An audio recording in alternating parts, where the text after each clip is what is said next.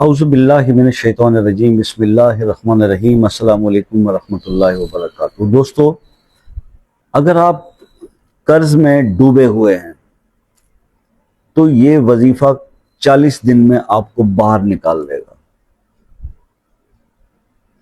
40 दिन में यह वजीफा आपको कर्ज से बाहर निकाल देगा इंशाअल्लाह। ऐसा एक अमल आपके साथ शेयर कर रहा हूँ। पहले भी मैं कई बार ये बात कर चुका हूँ आप लोगों से कि हुजूर, कर्ज के जो मामलात होते हैं ये, अगर हम आपको ये बताते हैं कि जनाब ये वजीफा आप कर लें, आपको कर्ज उतर जाएगा या आपके कर्ज उतरने के असबाब बन जाएंगे, उसके पीछे एक लॉजिक काम कर रही होती है। वो लॉजिक ये है कि जनाब जब बंदे की इनकम बढ़ेगी, उसके वसाइल बढ़ेंगे, उसका रिस्क ज्यादा होगा, उसकी इनकम में इजाफा होगा, तभी तो वो कर्ज उतारने की पोजीशन में आएगा। अब एक आदमी की इनकम ही नहीं बढ़ रही है तो वो देना तो चाहता है कर्ज, लेकिन जब उसकी इनकम है ही नहीं है तो उसके वसाइल ही नहीं है तो वो कहाँ से वो कर्ज अदा करेगा। तो ये परेशानी चल रही होती है। तो ये अंडरस्टूड सी बात है कि अगर कर्ज के हवाले से आपको कोई वजीफा जो है वो बताया जाता है तो उसमें रिस्क का पहलू लाजमी पहले होता है कि रिस्क बढ़ेगा ऑब्वियसली। तो अब ये वजीफा जो अब मैंने तो टाइटल दे दिया है जनाब कर्ज उतारने के लिए जबरदस्त है, तो ये जाहिर है कि ये रिस्क बढ़ाने के लिए भी जबरदस्त है। ठीक है, तो और इसके बेशुमार जो है वो नताइज आए और ये बड़ा मतलब प्रूवन वजीफा है इस मामले के अंदर।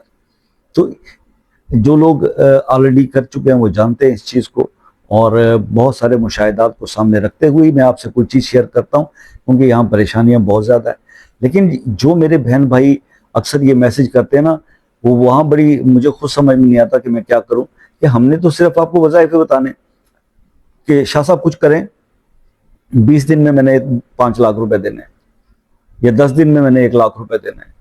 तो भाई अब इस मामले में शाह साहब क्या करें? आप तो खुद गुनाहगार हो रहे हैं। मतलब एक खाकी इंसान जिसकी अपनी कोई औकात नहीं, थोड़ा सा इल्म हासिल करके जो आप भी कर सकते हैं, लेकिन आपके पास चूंकि वक्त नहीं, तो हमने कुछ अपनी रिसर्च करके, थोड़ा वर्क करके कुछ वज़ाइफ, कुछ चीज़ें आपके साथ शेयर की, कुछ अहादीस शेयर की।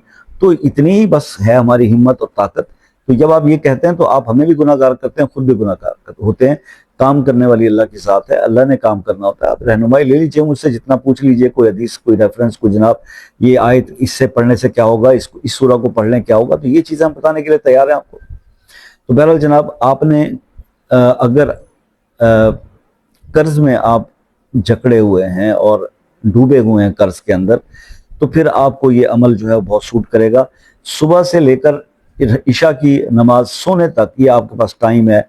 आप कोई एक टाइम अपनी मर्जी का मुंतखब कर ले, अपनी मर्जी से चुन ले, जिसमें आपको तसल्ली से टाइम होता हो कि जी मैं जोहर टाइम या असर टाइम या फजर टाइम या इशा के वक्त में मैं फारिग होता हूँ, मैं तसल्ली से कर सकता हूँ। वो एक टाइम चुन लें और उस पर आप सिर्फ ये करें कि 11 बार आप दुरूद इब्राहिमी पढ़ लें और आप 11 बार सूरह मुजम्मिल की ये आयत पढ़ लें, इन्ना लका फिन नहारे सबहन तवीला, इन्ना लका फिन नहारे सबहन तवीला। ये आयत आप पढ़ लें 1100 बार और अपने रिस्क के लिए, अपने कर्ज उतरने के लिए दुआ करें और फिर 11 बार दूसरी पढ़ लें। इस अमल को कंटिन्यू रखें 40 डेज। आप अपनी मौजूदा इस्तात भी नोट फरमा लें कि इस वक्त आप कहाँ पे खड़े हुए हैं, कितने पैसे आपके वॉलेट में है या आपके बैंक अकाउंट में है। 40 दिन ये अमल कर लें और उसके बाद फिर भी कैलकुलेशन कर लीजिएगा, वाज़े फ़र्क आपको नज़र आ जाएगा। और अगर बेहतरी नज़र आ जाए मगर मुकम्मल मसला हल ना हुआ हो तो अगले 40 दिन फिर कर लीजिए। बहनें कहेंगी हम 40 दिन कैसे करें? ओ भाई, आप गैप के डेज को काउंट ना किया करें, वक्फे के बाद फिर से शुरू करें, 40 दिन पूरे हो जाएंगे और उसके बाद फिर आप उस अमल के फ़वाइद आपको मिलना शुरू हो जाएंगे। तो आप इसी तरह से अगर 40-40 दिन खवातीन नहीं तो 20-20 दिन करके खवातीन कर सकती हैं। इसको 20 दिन करें, फिर गैप आ गया, फिर 20 दिन करें, फिर गैप, अगर मामला हल हो गए ठीक है छोड़ दें, नहीं तो फिर 20 दिन और करें। ये तरीकाकार होता है वज़ाइफ करने का। बहरहाल जनाब, ये मेरा काम था समझाना, आई होप कि आपको पसंद आया होगा। अब एक बात कि अगर किसी मसले में परेशान है, अटके हुए हैं, उलझे हुए हैं और मसला सॉल्व नहीं हो रहा, तो उसके लिए वो मसला अपने नाम के साथ कमेंट में लिख दीजिए। इंशाल्लाह उसके लिए खुसूसी दुआओं का एहतमाम करेंगे।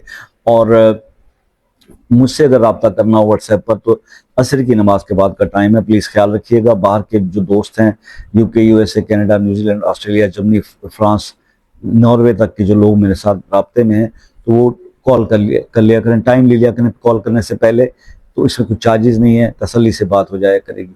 अल्लाह ताला को खुश और आबाद रखे, दुआओं में याद रखिएगा। ज़िंदगी रही तो आपसे नेक्स्ट किसी वीडियो में मुलाकात होगी, तब तक के लिए इजाज़त दीजिए। अल्लाह हाफिज़।